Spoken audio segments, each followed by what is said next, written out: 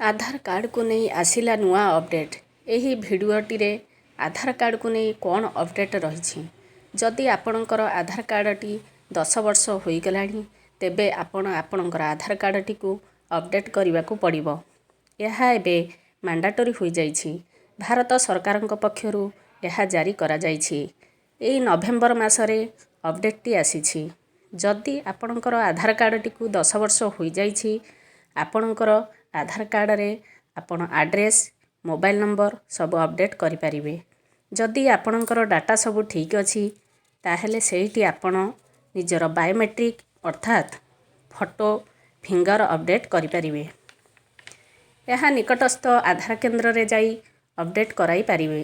एही थिला हमर आधार संपर्कित अपडेट।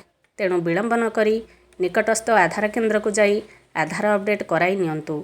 वीडियोटी भलो लागिले सब्सक्राइब करने सहित लाइक कमेंट शेयर करंतु जहाँकि वीडियोटी सर्वप्रथमे आपणक पाखरे पहुँची पारिबो।